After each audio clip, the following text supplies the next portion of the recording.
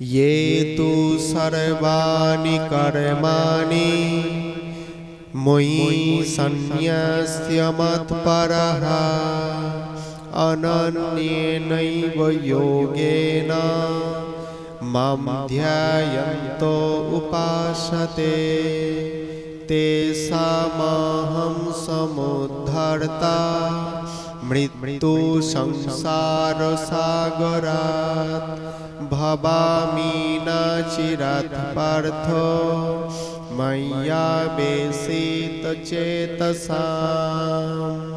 কি বলছেন?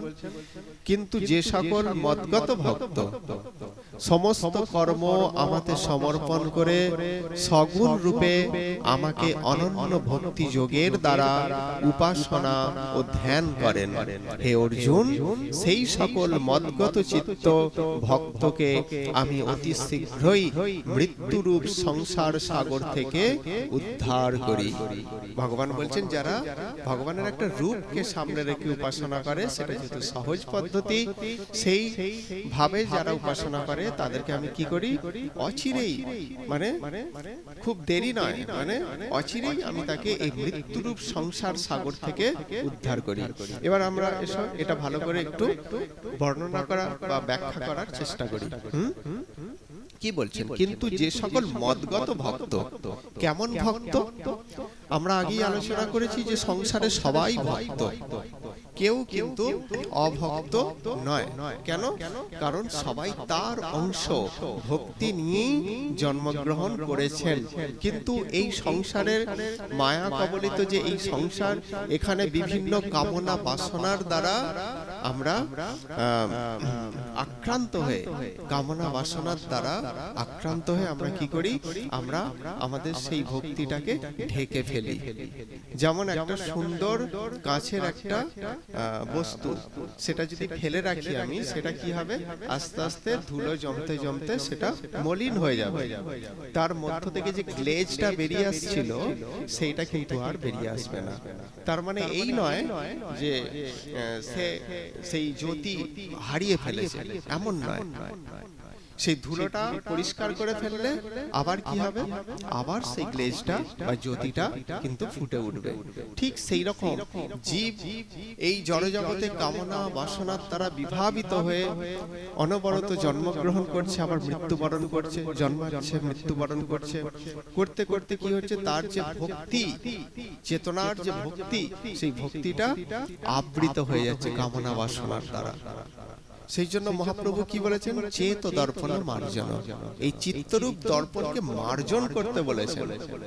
মার্জন করলেই কি হবে না, মার্জন করলেই আমাদের মধ্যে থেকে সেই ভক্তিটা জাগরিত হবে। ভক্তি মানে পরম সত্য, আর সত্য মানেই আনন্দ। পরম সত্য যখন হৃদয়ে জাগরিত হয়, তখনই আমাদের হৃদয়ে প্রকৃত আনন্দ জেগে ওঠে। সেই জন্য এখানে বলছেন যে মদগত ভক্ত, অর্থাৎ সেই ভক্ত যিনি তার চেতনাকে সম্পূর্ণভাবে সেই কামনা বাসনা থেকে, কামনা বাসনার যে আক্রমণ, সেখান থেকে নিজেকে মুক্ত করতে পেরেছেন, সেটা এখানে বলছেন। সেই মদগত ভক্ত অর্থাৎ সেই ভক্ত কেমন, তার একটাই কর্ম, সেটা কি, আমার সেবা করা। তার একটাই শ্রবণ, আমার কথা শ্রবণ করা। তার একটাই বাক্য, সেটা কি, ভগবানের কথা বলা। তার একটাই দর্শন, সর্বভূতে ঈশ্বরকে দর্শন করতে শেখা। এই রকম ভক্তকে ভগবান কি বলছেন, মদগত ভক্ত। অর্থাৎ আমাদের জীবনটা কৃষ্ণময় হয়ে যাবে, পরমেশ্বরময় হয়ে যাবে। আমরা চাকরি করব, ব্যবসা করব, যা কিছু করি না কেন, সব উদ্দেশ্যটাই কিন্তু ভগবান কেন্দ্রিক। আমরা যখন গৃহে প্রবেশ করব, সেটাও সেই ভক্ত কি করেন, গৃহটাকে প্রণাম জানিয়ে গৃহে প্রবেশ করে। কেন? কারণ এটা একটা মন্দির। কেন? এই গৃহের মালিক বসে আছেন পরমেশ্বর ভগবান। সুতরাং মন্দিরে উঠতে গিয়ে আমরা যখন প্রণাম করে তারপর উঠি, ঠিক সেই রকম একজন ভক্তের কাছে তার গৃহটাও কিন্তু সেই মন্দির তুল্য। কেন? তারই প্রভু সেখানে বসে আছেন। অর্থাৎ তার সব সময় শয়নে স্বপনে চিন্তন, বিশেষ করে তার চিন্তনটাই কি হবে? কৃষ্ণ কেন্দ্রিক চিন্তন, শ্রীহরি কেন্দ্রিক চিন্তন, বা পরমেশ্বর কর্তৃক মানে পরমেশ্বরময় চিন্তন। তার একটাই ভাব। আর আমরা একটা কথা বলেছিলাম, ভক্তের যেটা লক্ষণ বা ভক্তি অনুশীলন করতে গেলে যেটা আমাদের পালন করতেই হবে, সেটা ভগবান 4টে জিনিসকে বলেছেন। এটা এখন আমরা যদি রোজ রোজ আলোচনা করি তাহলে আমাদের হৃদয়ে গেঁথে যাবে। সেই জন্য আমাদের উদ্দেশ্য এগিয়ে যাওয়া নয়, আমাদের উদ্দেশ্য সেটাকে ব্রেনে ধরে রাখা, যাতে আমাদের অনুশীলন করতে সুবিধা হয়। ধর্ম মানে হাজার কিছু জিনিস নয়। ধর্ম মানে ভগবান শ্রীকৃষ্ণ নবম অধ্যায় এবং অষ্টাদশ অধ্যায়ে একই শ্লোক বলেছেন 2 জায়গায়। কি সেটা? মন্মনা ভব মদ্ভক্ত মদ্যাজিমাম নমস্কুরু। এই হচ্ছে ধর্ম। এর বাইরে ধর্ম নেই। এর বাইরে যদি আমরা ধর্ম করতে চাই, সেগুলো সবই কিন্তু গৌণ ধর্ম হয়ে যাবে। হয়তো ধর্ম, কিন্তু সেগুলো গৌণ ধর্ম। মুখ্য ধর্ম কোনটা? মুখ্য ধর্ম হচ্ছে মন্মনা ভব, তোমার মনকে আমাকে দাও। অর্থাৎ আমরা যেন ঈশ্বরের চিন্তায় চিন্তান্বিত হতে পারি, তার যেন চিন্তন করতে পারি। এই চিন্তনটা প্রথম ধর্ম। কি হলো তাহলে? মন্মনা ভব, তোমার মন আমাকে দাও। উল্টো পাল্টা জায়গায় ফেলে রাখলেই সেটা নোংরা হবে, দূষিত হবে। যেমন আমি যদি একটা ভালো একটা জিনিস ড্রেনের মাঝে বা খারাপ কিছু নোংরার স্তূপে এইরকম জায়গায় ফেলে রাখি, তাহলে সেটার ভালো থাকে না, সেটা নোংরা হয়ে যায়, তাই না? ঠিক সেই রকম আমাদের মনটাকেও যদি উল্টো পাল্টা চিন্তায় যদি আমরা মগ্ন রাখি, তাহলে আমাদের এই সুন্দর মনটাও কুৎসিত হয়ে যাবে, খারাপ হয়ে যাবে। আর মন খারাপ হওয়া মানে আমাদের জীবনটাও খারাপ হবে। জীবনের যে গতি সেটাও খারাপ হবে। কেন? ভগবান শ্রীকৃষ্ণ 2য় অধ্যায়ে একটা কথা বলেছিলেন। কি বলেছিলেন? না, মন হচ্ছে মানুষের পরম বন্ধু, আবার সেই মনই হচ্ছে মানুষের পরম শত্রু। যে আমরা যখন এই মন দিয়ে সুন্দর কিছু চিন্তা করতে পারবো, তখন হবে মন আমাদের বন্ধু। কারণ সুন্দর চিন্তনের মধ্য দিয়ে আমাদের জীবনের গতিটাও সুন্দর হবে। তাহলে এই ক্ষেত্রে মন আমাদের বন্ধু হলো। আমরা যখন দূষিত কিছু চিন্তন করব, খারাপ কিছু চিন্তন করব, তাহলে আমাদের মনও কিন্তু দূষিত হবে। আর দূষিত মন আমাকে কোথায় নিয়ে যাবে? দূষিত জায়গায় নিয়ে যাবে।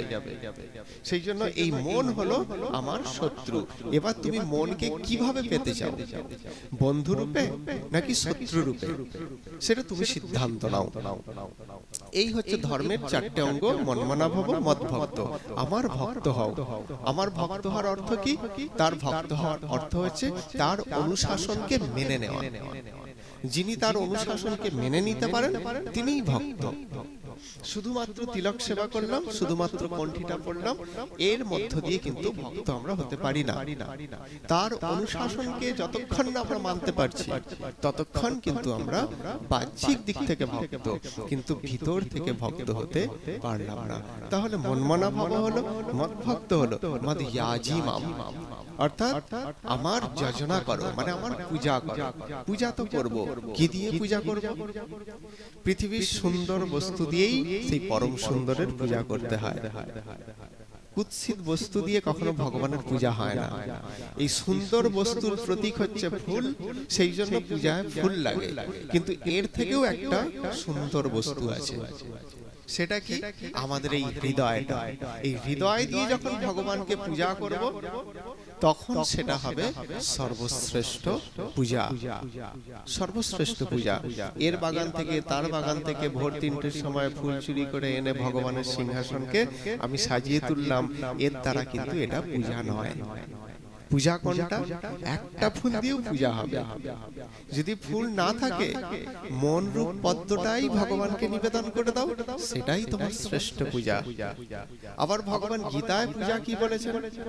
যারা আমার এই দিব্য কথোপকথন আলোচনা করবে, তাদের আমি জ্ঞান ও যজ্ঞের দ্বারা পূজিত হই।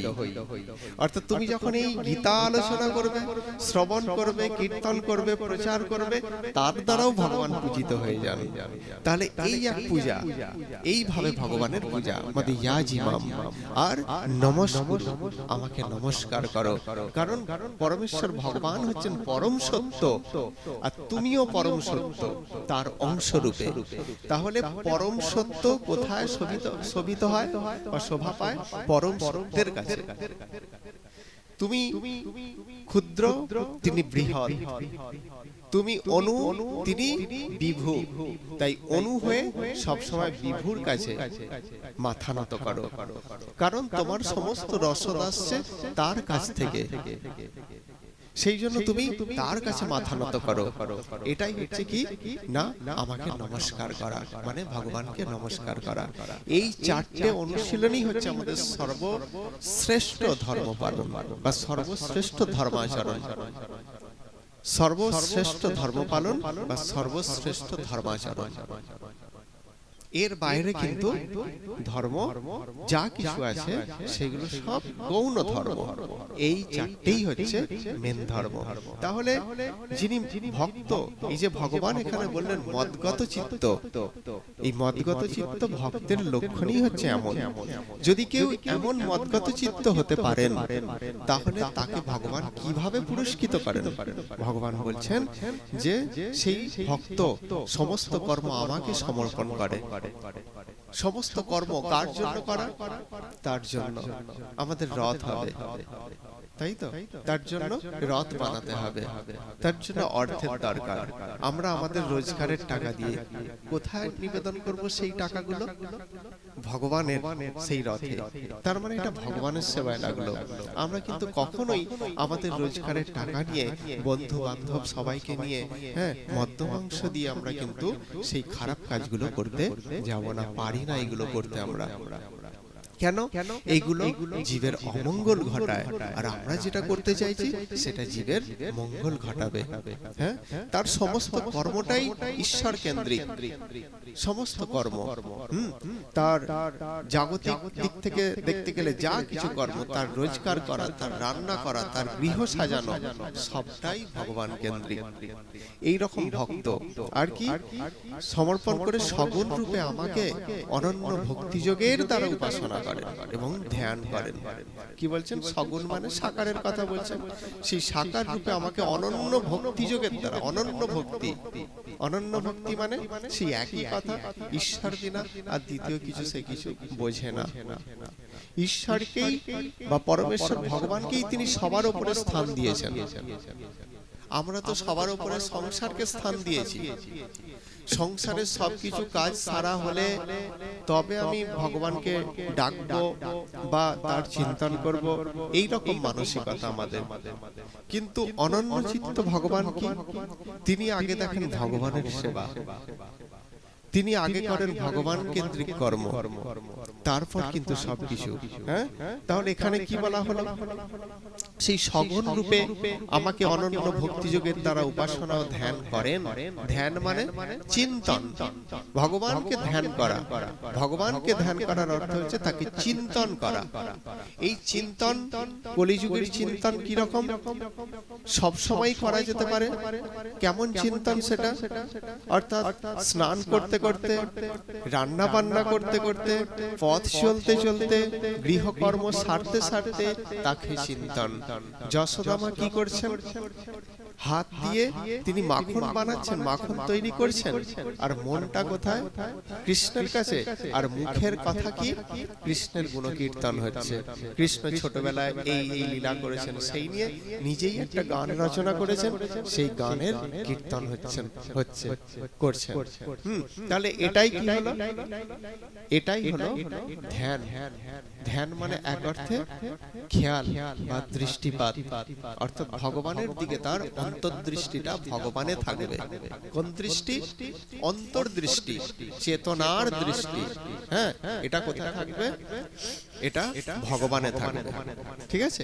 এই রকম ভাব নিয়েই তিনি কি করবেন? ভগবানের ভজন করবেন। তাকে ভগবান কি করেন? কি করেন তাকে? না কি পুরস্কার দেন? বলছেন, হে অর্জুন, সেই সকল মদগত চিত্ত ভক্তকে আমি অতি শীঘ্রই মৃত্যুরূপ সংসার সাগর হতে উদ্ধার করি।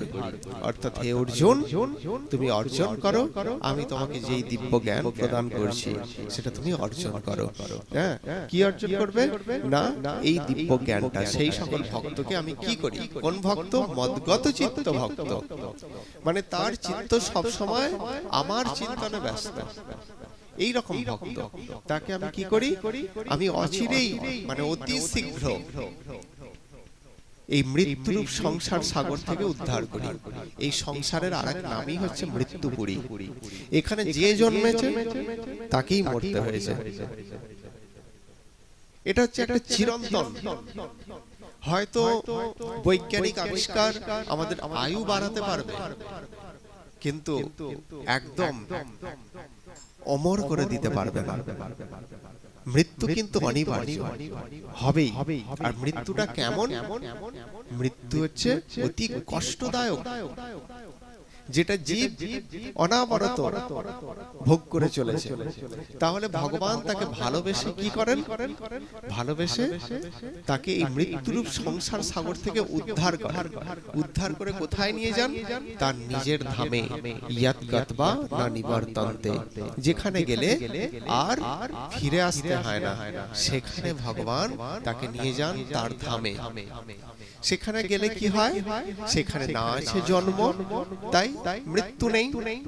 যেখানে জন্ম আছে সেখানে মৃত্যু হয়, কিন্তু সেখানে জন্ম নেই যেহেতু, তাই সেখানে মৃত্যুও নেই। সেখানে জরা নেই, সেখানে ব্যাধি নেই। সেখানে তাহলে কি আছে? সেখানে কেবলই নিত্য আনন্দ আছে। সেই রকম স্থানে ভগবান সেই ভক্তকে নিয়ে যান, অর্থাৎ তার জন্ম মৃত্যু জরা ব্যাধির যে চক্র, সেই চক্র থেকে নিস্তার দেন পরমেশ্বর ভগবান স্বয়ং।